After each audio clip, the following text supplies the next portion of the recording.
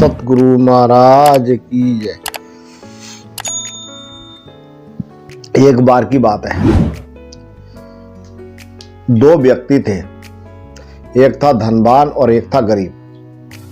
तो धनवान जो था वो दूसरों का धन हड़पता था, प्रतिदिन उसका ये काम था। और एक जो गरीब था वो प्रतिदिन मजदूरी करने जाया करता था। तो जो गरीब था बेचारा, सुबह को खाली तो शाम का पता नहीं, शाम खाली सुबह को पता नहीं, एक दिन की रोटी बन गई तो 2 दिन खाली। और वो 60 दिन था, आए दिन कभी किसी का धन हड़पना, कभी किसी का धन हड़पना, कभी किसी का धन छीनना, प्रतिदिन ऐसा करता था। पर वो दोनों परमात्मा के भगत थे। वो गरीब भी भक्ति करता था परमात्मा की, और वो अमीर भी भक्ति करता था।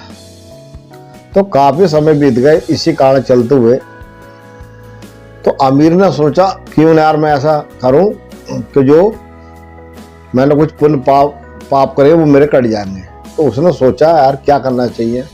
तो उसने दिमाग लगाया सेठ ने कि यार पैसा भी काफी है, ऐसा क्यों ना करूं कि मैं भंडारा करता हूं।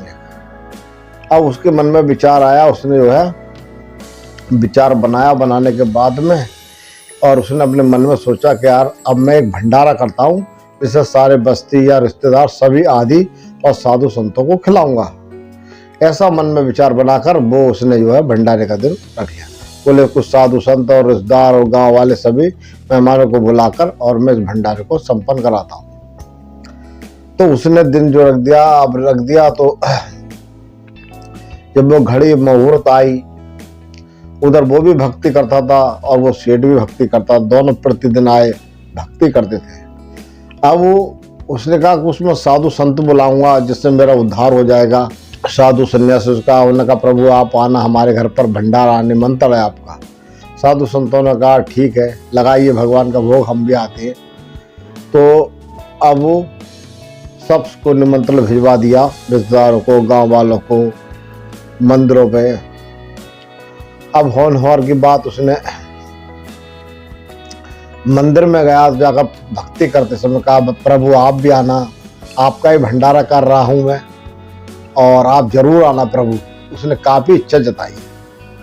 तो प्रभु ने सोचा कि चलो ठीक है, आज भक्त की परीक्षा भी ले लेते, दोनों भक्तों की आज परीक्षा लेते, कौन कामयाब है और कौन नाकामयाब है, किसको सफलता प्राप्त होगी और किसको सफलता नहीं प्राप्त होगी। अब वो जो घड़ी और टाइम जब आया, उसने वो भंडारे का दिन रख दिया। तो अब वो भंडारा करना चालू कर दिया। सारे रिश्तेदार इकट्ठे हुए, गांव वाले इकट्ठे हुए, साधु संत इकट्ठे हुए। भगवान ने सोचा भाई मैं भी क्यों ना चलूं, दोनों भक्तों की परीक्षा ले लेता हूं। अब वो समय आ गया तो सेठ ने भंडारा करा। उस गरीब घर में कुछ सूखी रोटी रखे। उन्होंने कहा भाई मैं तो इसी से गुजारा करूंगा, मैं तो सुबह उठता हूँ, शाम को जाता हूँ, पल्ला चलाता हूँ, फावड़ा चलाता हूँ, तब मैं अपना पेट भर लेता हूँ। भाई ये सेठ आगे मेरे रहता है, ये तो पैसे वाला है, इसका क्या कहना है, मेरा गुजारा बसर इससे चलेगा। मैं तो प्रभु भरोसे अपनी गाड़ी चलाता हूँ, ईमानदारी से चलाता हूँ, सच्चाई से अपने परिवार को पालता हूँ, मुझे ऐसे धन की क्या आवश्यकता। उधर जब भंडारे का टाइम आ गया तो भंडारा चालू हो गया, सब लोग आ गए। आने के बाद भोजन की तैयारी हो गई खाना खाने के लिए। अब वो परमात्मा ने सोचा मुझे भी क्यों न चलना चाहिए और मैं भी साधु का भेद धारण कर लेता हूँ। तो भगवान ने साधु का भेद धारण किया और अकेले ही चल बैठे। तो आए तो उन्होंने क्या काम करा, वो उस गरीब घर जाकर बैठ गए। जब बैठे, सेठ ने देखा कि साधु मेरे पिछवाड़े जो गरीब है उसके घर बैठे। मैंने तो निमंत्रण यहाँ का दिया, पर साधु वो भागता गया और गरीब के घर पहुंचा और हाथ जोड़ कर लगा महाराज आप मेरे घर चलिए, मेरे घर भंडारा हुआ है, मेरे घर भोजन बना है, सब जगह से संत लोग आए हैं, आप भी चले और आप भोजन करें। उन्होंने कहा मेरी एक शर्त है, मैं उन सब साधुओं जैसा साधु नहीं हूँ जैसे वो साधु हूँ। बोले क्या शर्त है, मैं भोजन सबके घर नहीं खाता हूँ, मेरी एक शर्त है, तू मेरी शर्त मंजूर करेगा तो मैं तेरे घर भोजन खाने चलूंगा। उस सेठ से भगवान ने कहा और गरीब के घर बैठे हुए थे। तू एक काम कर, तू एक सफेद कपड़ा लेकर आ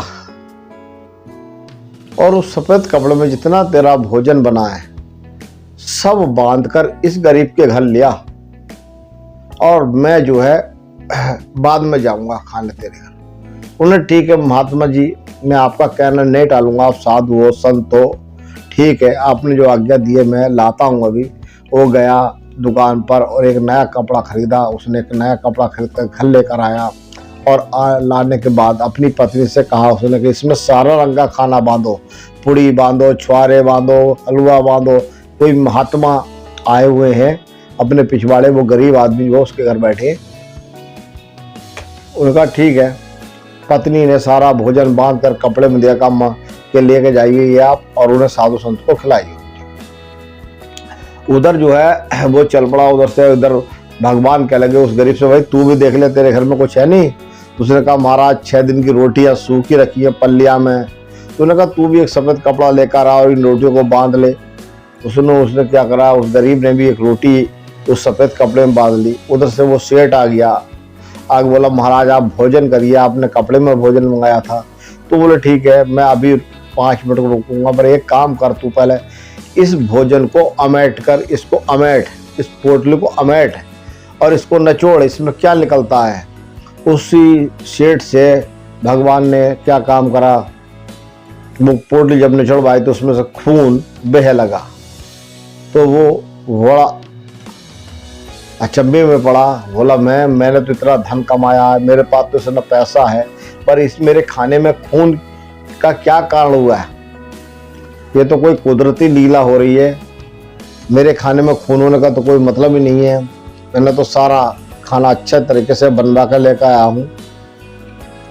अब वो जब जितना नचोड़े उतने खून निकल रहे जितने। अब गरीब से कहा कि आप भी लाइए सूखे हुए टुकड़े। उन्होंने कहा आप भी इनको नचोड़िए। उस गरीब ने उस सेठ के सामने जब वो टुकड़े नचोड़े तो उसमें से दूध बह रहा था। अब दूध बह रहा था तब उसने देखा कि भाई ये तो गरीब के घर के सूखे टुकड़े थे, इसमें दूध कैसे बह रहा। मैं तो बहुत पैसे वाला हूँ, मेरे पास तो बहुत पैसा है, धन है, और मैंने तो बहुत अच्छा भंडारा भगवान के नाम का किया है। अब उसने बहुत दिमाग लगाया। सेठ ने कहा भाई इसके गरीब के टुकड़ों में दूध बह रहा है, मेरे अन्न में खून बह रहा है, कारण क्या है। उन्होंने संत से कहा महाराज बताइए क्या कारण है। बोले मैं इसलिए तो तेरे घर खाने के लिए भोजन नहीं गया। क्यों नहीं गया? क्योंकि तूने जो धन कमाया है वो हराम का धन है, तूने छीना है, तूने झपटा है, तूने छल से किया है, तूने हेरा फेरी से धन किया है, इसलिए इसमें खून है। और देख जो ये गरीब है ये सुबह उठता है, फावड़ा लेकर जाता है, पल्ला लेकर जाता है, पूरे दिन सर पे पल्ला रखता है, फिर मजदूरी करता है, फिर इसको शाम को 200 से 300 400 रुपये मिलते हैं, ये लाता है, फिर अपने बच्चों में खाता है। इसलिए इसका धन जो है वो मेहनत का है। इसलिए जो धन मेहनत का होता है वो दूध के समान होता है, और जो धन हराम से कमाया होता है वो खून के समान होता है। तो इसी प्रकार जब गरीब ने रोटियां नचोड़ी तो उसमें दूध बह लगा। उन्होंने कहा वाह ठीक है, वाह प्रभु, मैं आपकी लीला को तो समझ नहीं पाया। ऐसे साधु संत तो बहुत देखे, पर आप जैसा साधु संत आज पहली बार देख रहा हूँ जो मेरी इतनी बड़ी परीक्षा ली है। आप हो कौन, आप बताइए। तो उसने कहा कि तू समझा नहीं अब भी, ये गरीब है, देख इसके घर में दूध बह रहा है, तेरे घर में खून बह रहा है, तू लोगों को खून खिला रहा है आज, अपने रिश्तेदारों को, साधुओं को, संतों को, क्योंकि इसमें तेरा पैसा कोई कमाया हुआ नहीं है। और ये जो दूध बह रहा है इसने सुबह से लेकर शाम तक पल्लड़ होता है। देख मेहनत की कमाई और हराम की कमाई में यही अंतर है।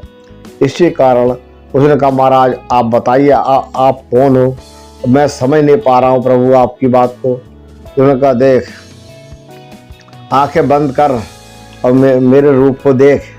तब ध्यान लगाया, उसने देखा, अपनी नेत्र बंद करके तो उसको दिखाई दे रहे नारायण। अरे प्रभु बस। तो कहा है कि धन छीना झपटी का और मेहनत के धन में यही फर्क है कि जो मेहनत से कमाएगा धन उसमें दूध निकलेगा, और जो छीना झपटी धन का कमाएगा उसमें खून निकलेगा। तो दो प्रकार के धन हमारे पास होते हैं, एक मेहनत से कमाया हुआ धन और एक बिना मेहनत के कमाया हुआ धन। तो हमें कौन सा धन सुखदायक है और कौन सा दुखदायक? जो धन मेहनत से कमाया हमने वो सुखदायक है, और जो दूसरों से छीन झपट के, झूठ बोल के, कपट के, छल करके हम धन ले रहे हैं, वो धन हमारे और हमारे परिवार के लिए दुखदायक